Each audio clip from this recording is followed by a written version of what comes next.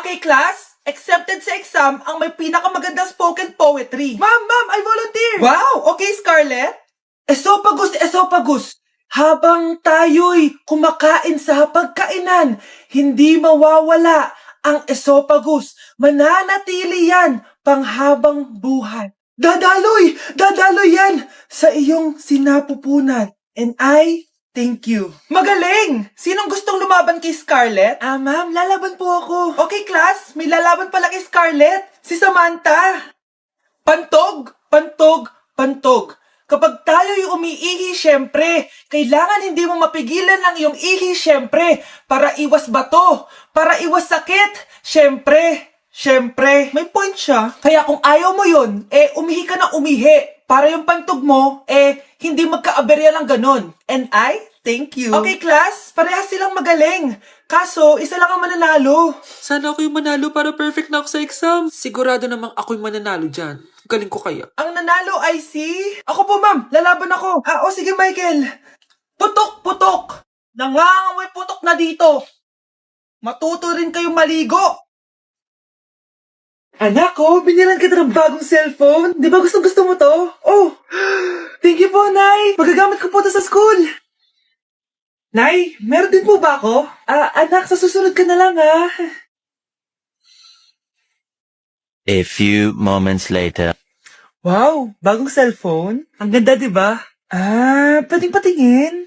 Sige ate, oh. Paborito ka talaga ni nanay, no? Deserve mo naman. Salamat, ate. Deserve mo din to. Ate, ba't mo ginawa yun? Eto ang tatandaan mo. Ako ang magiging paborito ni nanay. Basag na.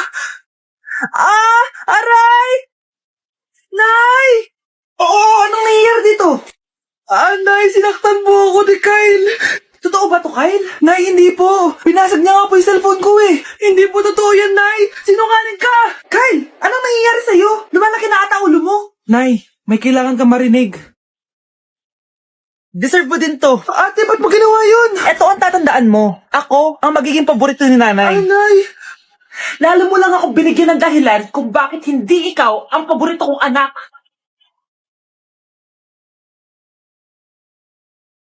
Kawawa ka naman, be. Nireject ka ng crush mo. Ang pangit niya kasi. Tara na nga, baka mahawa pa tayo sa kapangitan niya. Humanda kayo sa akin. Maghihiganti ako sa inyo. A few moments later. Sorry guys, I'm late. Sino yan? May bago ba tayo kaklase? Be, si Scarlett yan. Oh, hi. Ako nga pala yung sinabihan yung pangit dati. Boyfriend niyo ba yung mga nandun? Sabi kasi nila, ang ganda ko daw. Ikaw yan, Scarlett? Hindi pwede. Paano nangyari to? Magpaganda ka na rin, be. Baka habulin ako ng boyfriend mo. Bahala ka. Bye. Uy, Scarlett, ang ganda mo na. Anong sikreto mo? Maligo din kasi kayo, be. Hala, di ba siya yung nag-reject sa kanya dati? OMG. Sorry nga pala sa nasabi ko sa'yo dati, pero sure na ako ngayon na gusto kita. Eto, para sa'yo. Okay. So tayo na? Pwede ka na umalis. Ang kapal din ng mukha mo no? Sorry pero may boyfriend na ako. Mas pogi at di katulad mo. Sandali lang. Ang sarap talaga maging maganda. Anak, gumising ka. Nay, anong ginagawa mo dito? Gumising ka, anak! Panaginip lang. Maganda pa rin ba ako?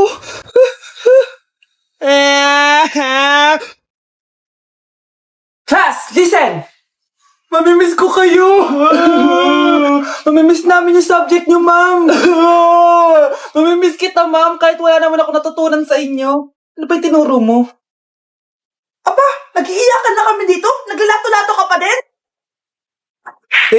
Kahit inagaw mo sa akin yung crush ko, mamimiss kita. Ikaw din, mamimiss kita. Kahit ang baho ng hininga mo, kahit palagi mo ako nililista sa noisy, mas maingay pa din yung putok mo. Lo, paano naging valedictorian yan? Nangungopia lang yun sa akin eh. Di ko na patatagalin. Sa teacher ko, na ang dami pinapagawa, palaging galit. Sa principal namin ngayon ko lang nakita. Nandyan po pala kayo. Sa mga classmates kong amoy putok at puro kopya sa akin kahit may set A, set B. At sa crush kong di ako ginawa. Ang dami mong time, be. O ano ka ngayon? Pangit mo. Maraming salamat sa inyong lahat. Yun lang.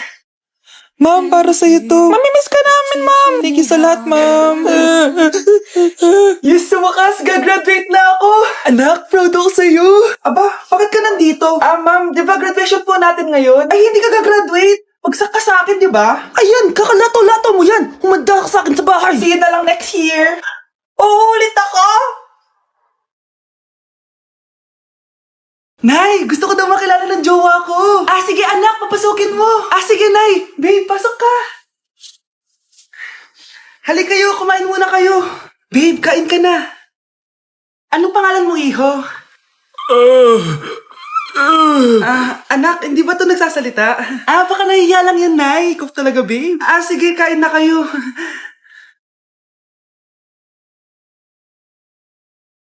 Si Ay lang ako, sige, anak. Anak, matagal ka pa ba? Sabi ko na multo ka eh. Halika dito. Anak! Bakit ka tumatakbo, Nay? Yung jowa mo! Multo siya! Pinagsasabi mo dyan, Nay! Anak! Tingin ka sa likod! Hi, Mare! Nay! Umalis na tayo dito! Tara na, anak!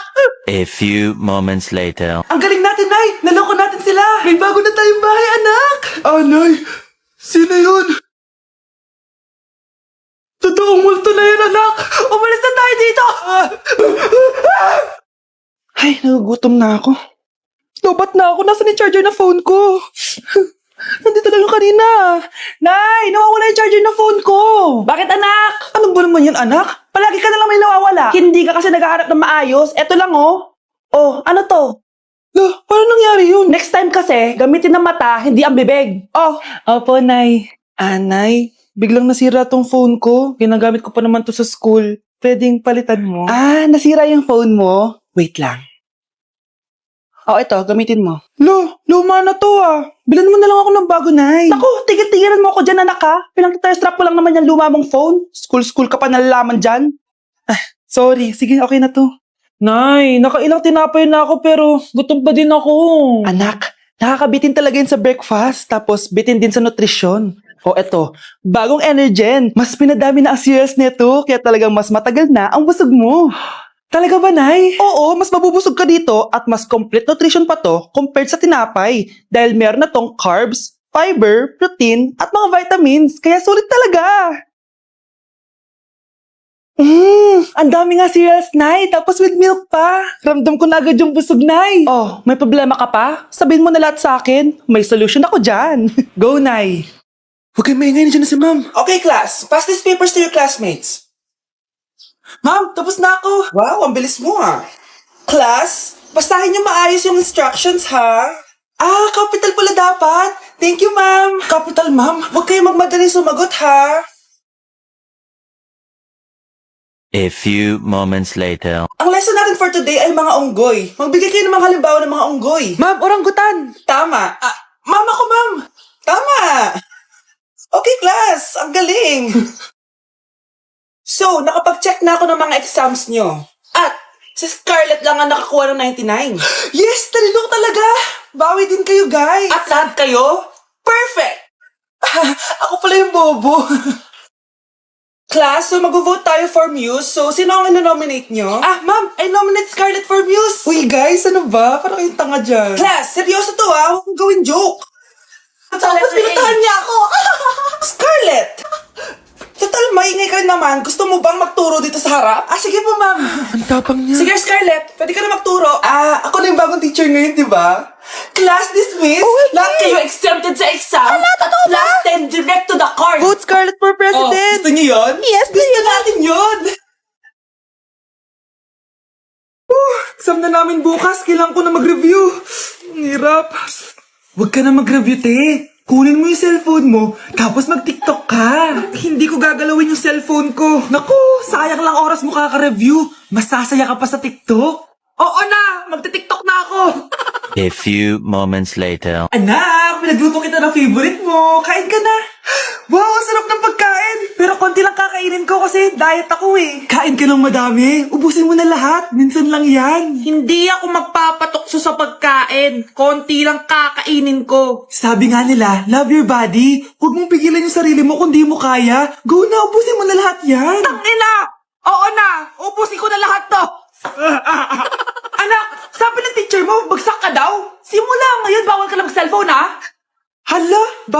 mag-cellphone? Hindi pwede yan. Magalit ka sa kanya. Anay, sorry. Hindi po kasi ako nakapag-review eh. Walang sorry sa akin. Bigay mo sa akin phone mo. Kung ako sa'yo, sasagutin ko na yan. Bigay mo sa akin phone mo. Sagutin mo na. Tama na. Anak, okay ka lang? Mukha ba akong okay, Nay? Palaging may bumubulong sa akin. Naku, Diyos ko. Nay, tulungan mo ako. Kaka-tiktok mo yan eh. Tara, dadalhin na kita sa mental hospital. Anak, kain ka na oh. Darating yung mga kaibigan ko ah. Wag na wag mo ako ipapahiya. Sige anak. Ay, andyan na sila. Oo, tapos nagkita kami ng ex ko, di ba? Kayo pala yung mga kaibigan ni Scarlett. Gutom ba kayo? May pagkain dito ah. Ang pangit pala ng mama ni Scarlett, no? Isa lang yung mata. Huy, grabe ka naman. Naya na ba? Di ba sabi ko sa'yo, wag mo ako ipapahiya? Kainis. Umalis ka nga dito. Huwag kita makita. Sorry anak. Tara na nga, labas na nga lang tayo. May panira dito eh. Tara. Anak, sandali. Anak, Scarlett, graduation mo pala bukas? O tapos? Si nanay ba yung aakit sa stage? Ay, hindi! Si tita na lang isasama ko. Papahiya mo lang ako eh. Buti pa si tita, kompleto yung mata. O sige, proud ako sa'yo anak ha. Kainis, bakit kasi isa lang yung mata mo? Balang araw anak, malalaman mo rin kung bakit. Diyan ka na nga, marami pa akong gagawin. Ano bang ginagawa natin sa hospital, tita? Sumama ka na lang, Scarlett. May kailangan ka malaman. Scarlett? Ikaw yung anak ni Susan, right? Oo, Doc. Ako nga si Scarlett. Ba't kilala mo ko? Oh, yes. I remember. Ikaw yung batang na-aksidente dati. Yung nabulag yung kaliwang mata. Buti na lang dinonate ng nanay mo yung kaliwang mata niya para sa'yo. Kaya pala isa lang yung mata ni nanay. Alam mo, sobrang mahal ka ng nanay mo. Huwag mo siyang papabayaan, ha?